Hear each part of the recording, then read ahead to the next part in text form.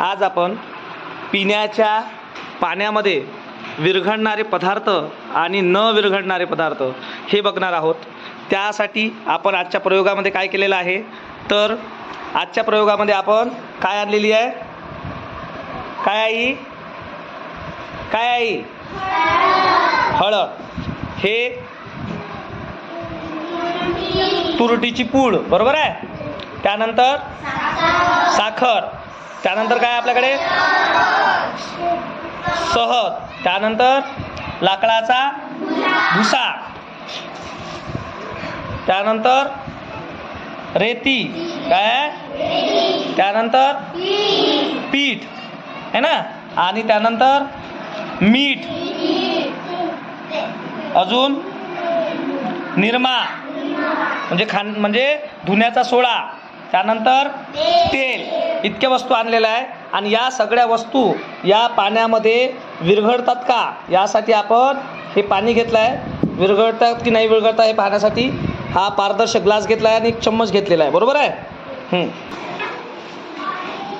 सर्वप्रथम काय करू, सर्वप्रथम काय करू, आपण यामध्ये मीठ टाकून पाहू। मीठ आहे आपल्याकडे, याच्यामध्ये मीठ कोणी आणलेलं आहे, अदितीने आणलेलं आहे। अदितीने घरून मीठ आणलेलं आहे। मीठ आपण आज याच्यामध्ये टाकून पाहू। थोडंसं आपण यामध्ये मीठ टाकलं पाण्यामध्ये, दिसत आहे का मीठ टाकलं म्हणून, दिसत आहे, हा।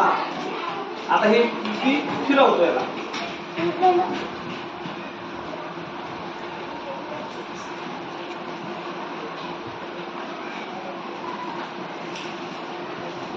चांगलं ढवळलं,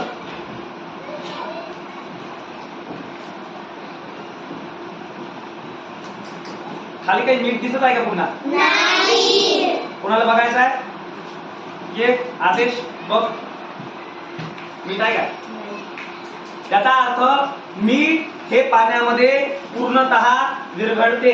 काय होते, पूर्णतः विरघळते। विरघळणाऱ्या पदार्थामध्ये मग काय आलं, आपण मीठ, ठीक आहे। त्यानंतर मीठ आता आपण बाजूला ठेवू। चम्मच थोडा मी पुसून घेतो, पाणी फेकून दे सोहर, बाहेर पाणी झाडायला टाकून दे। आता दुसरा पदार्थ बघू आपण, साखर।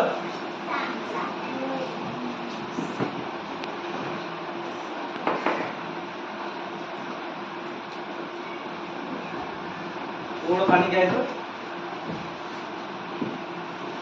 त्या चम्मचने मी थोडी साखर टाकत आहे, ढवळायची। साखरेला थोडा वेळ लागेल की लगेच होईल, साखर पीठ पाणी कधी केलाय का तुम्ही घरी, केलाय। आता साखर मीठ पाणी करताना साखर टाकल्यावर तुम्ही काय करता, ढवळता, पण साखर थोडी थोडी थोडी थोडी हळूहळू बारीक होत जाते। आता आज याने आणलेली, कोणी आणली साखर ही घरून, उज्ज्वल, उज्ज्वल, उज्ज्वल कडे बघ, उज्ज्वल कडे बघ, हा। उज्ज्वलने आपल्यासाठी काय आणलेलं आहे, घरून साखर आणली आहे। टाळ्या वाजवा उज्ज्वलसाठी। उज्ज्वलने आपल्यासाठी साखर आणली आहे, पण उज्ज्वलने थोडी जाड साखर आणल्यामुळे काय होत आहे, त्याला ढवळायला वेळ लागत आहे, म्हणजे त्याला विरघळायला वेळ लागत आहे।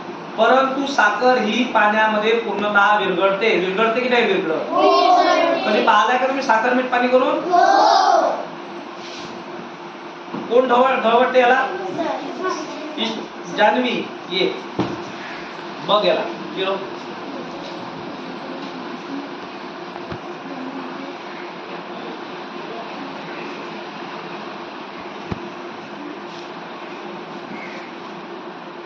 साखर ही याच्यामध्ये आता पूर्णतः विरघळलेली आहे। दिसत आहे का साखर, दिसत आहे का, दिसत आहे, नाही, साखर पूर्णतः विरघळलेली आहे, काहीच नाही राहिलं बा, खालून पण दिसत आहे का, नाही। आता याचा अर्थ विरघळणाऱ्या पदार्थामध्ये साखर लिहिता येईल की न विरघळणाऱ्या पदार्थामध्ये, विरघळणाऱ्या पदार्थामध्ये साखर। एका बाजूला आपण न विरघळणारे पदार्थ,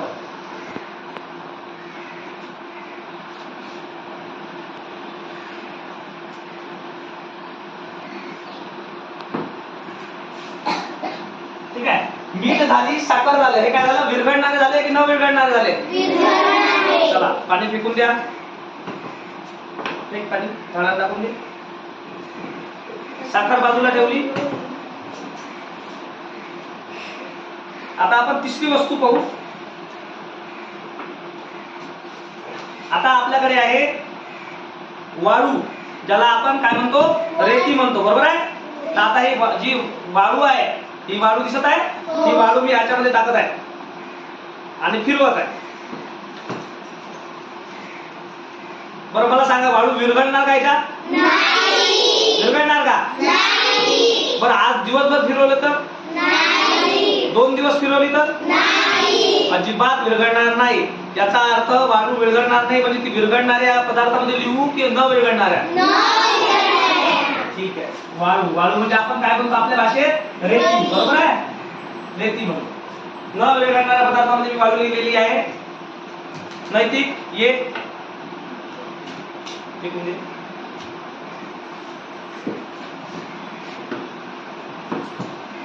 वाळू बाजूला गेली. सगळ्या वस्तूवर लक्ष द्या. पुन्हा थोडं पाणी घेतलं. आता माझ्याकडे आहे ही तुम्ही आणलेलं गव्हाचं पीठ आणि गव्हाचं पीठ आता आपण पाहू हे गव्हाचं पीठ विरघळते की नाही विरघळत. पुन्हा 1 चम्मच घेत आहे.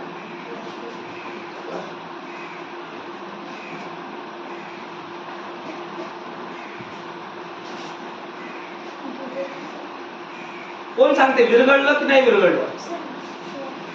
प्रणाली विरघळलं. अच्छा, प्रणालीचं म्हणणं आहे की पीठ यामध्ये विरघळलेलं आहे.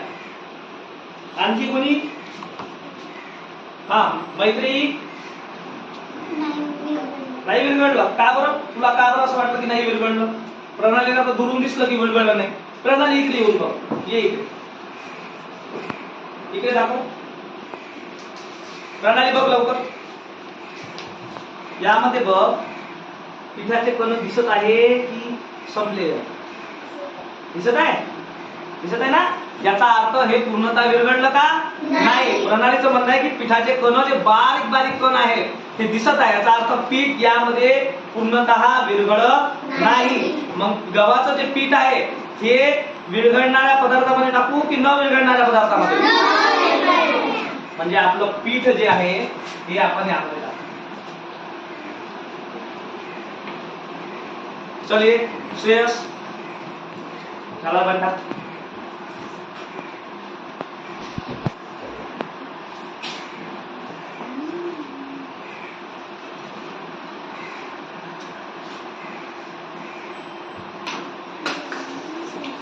त्यानंतर आता आपल्याकडे आहे पीठ बाजूला ठेवू. आता आपल्याकडे आहे एक ग्लास घेऊन टाक थोडा. आता आपण हळद टाकू. काय टाकू? हळद. आणि हळद बघू काय होते. काय अंदाज आहे तुमचा? हळद त्याच्यामध्ये विरघळणार की नाही विरघळणार? म्हणजे कसं होईल? पिठासारखं होईल का? बारीक बारीक कण दिसेल की पूर्ण विरघळेल?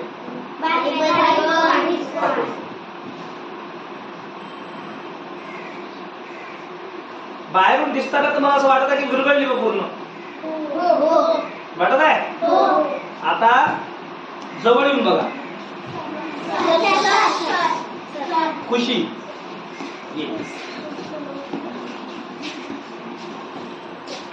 खुशी वाटत आहे का विरघळण्यासारखी? काय दिसत आहे तुला? बारीक बारीक कण दिसत आहे. बारीक बारीक कण दिसत आहे असं खुशीचं म्हणणं आहे. याचा अर्थ विरघळली नाही. याचा अर्थ हळद पूर्ण विरघळत नाही. कृष्णा बाहेर फेकून दे.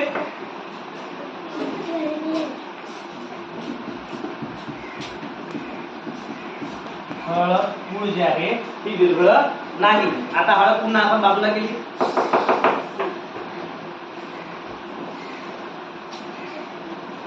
त्यानंतर थोडं पाणी.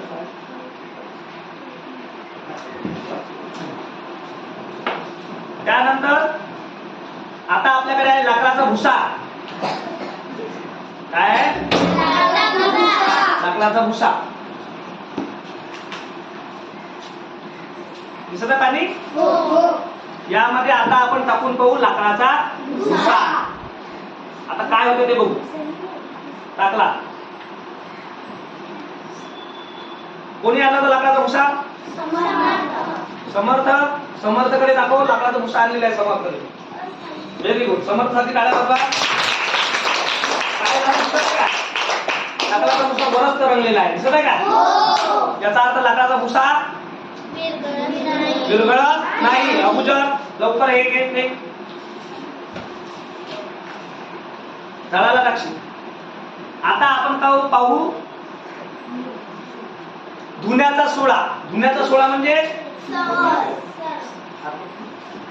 धुण्याचा सोळा. धुण्याचा सोळा म्हणजे आपलं निरमा सर जे वापरता तुम्ही ते, त्याला म्हणतो आपण धुण्याचा सोळा. आणि भज्यामध्ये कोणता सोळा लागता तुम्ही? खाण्याचा सोळा. त्याला कोणता म्हणतात? खाण्याचा सोळा. आता हा धुण्याचा सोळा मी याच्यात टाकत आहे. फिरवत आहे.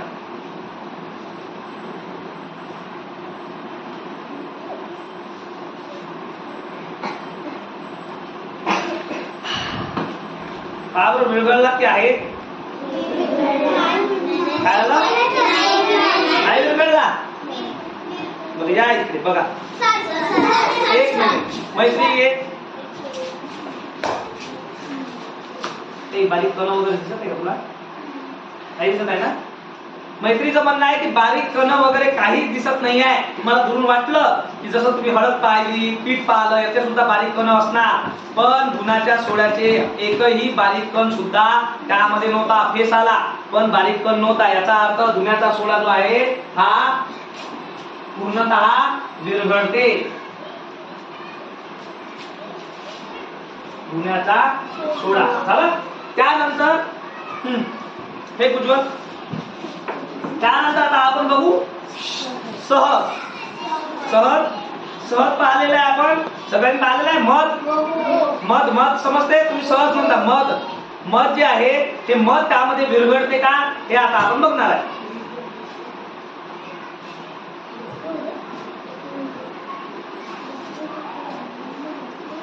मध पाण्यामध्ये विरघळते का?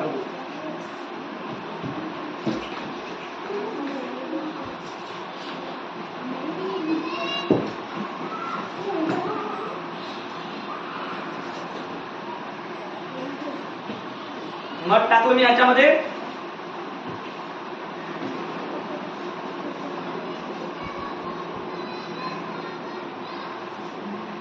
फिरवलं. विरघळलं का? दिसत आहे काही मध? नाही. मध यामध्ये विरघळलं म्हणून आपण याला कशामध्ये टाकू? विरघळणाऱ्या पदार्थामध्ये मध. ठीक आहे. हा ये की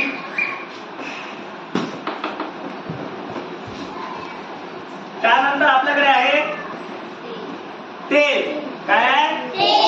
काय अंदाज आहे? तेल विरघळत का नाही विरघळत? तेल विरघळणार का? विरघळणार? टाकलं तेल. पहा कसं दिसत आहे. फिरवतो.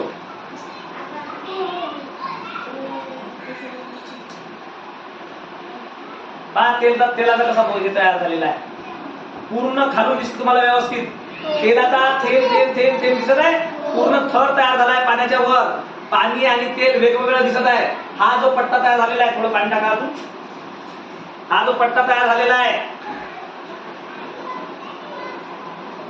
पहा. सरळ सरळ तुम्हाला तेल आणि पाण्याचा पट्टा दिसत आहे का? पहा तेल एवढं तरंगलेलं आहे, खाली पाणी आहे. याचा अर्थ तेल पाण्यामध्ये विरघळते का? नाही. आपण न विरघळणाऱ्यामध्ये लिहू. आपण लाकडाचा भुसा लिहायचा राहिला आहे ना? ठीक आहे. त्यानंतर हा एक नंबर का. आता एक शेवटचा पदार्थ आहे तो आपण पाहणार आहे. तो म्हणजे तुरटीची तूळ. हा ठीक आहे. पुरी तुरटीची तूळ. आता तुरटीची पूड विरघळणार की नाही विरघळणार? काय अंदाज आहे तुमचा? लावा अंदाज. नाही विरघळणार.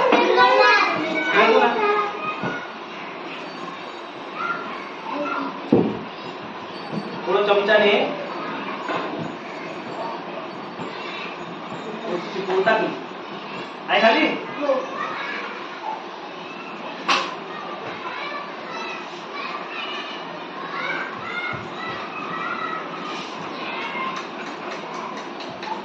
आपला चम्मच आधी हळद आणि नंतर तेलाचा असल्यामुळे तुम्हाला असं कलर दिसत आहे, परंतु तुरटीची पूड जी आहे ती पूर्णतः विरघळलेली आहे. समजले? त्याचा अर्थ तुरटीची पूड सुद्धा काय होते? विरघळते.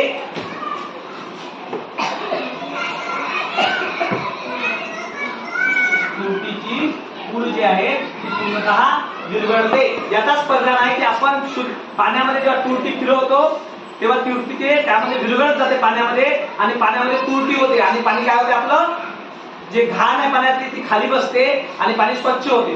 समजलं? आता यावरून आपण काय शिकलो? विरघळणारे पदार्थ आणि न विरघळणारे पदार्थ. परंतु पाण्यामध्ये जे पदार्थ विरघळतात यापासून जी गोष्ट तयार होते त्याला आपण म्हणतो द्रावण. काय म्हणतो? म्हणजे पाण्यात जेव्हा पूर्ण वस्तू विरघळतात त्याला आपण काय म्हणतो? द्रावण. मग मला सांगा मिठाचं काय असणार? जोरात सांगा. साखरेचं? आता मला सांगा वाळूचं द्रावण असणार का? काय असणार? मग काय असणार? काय असणार?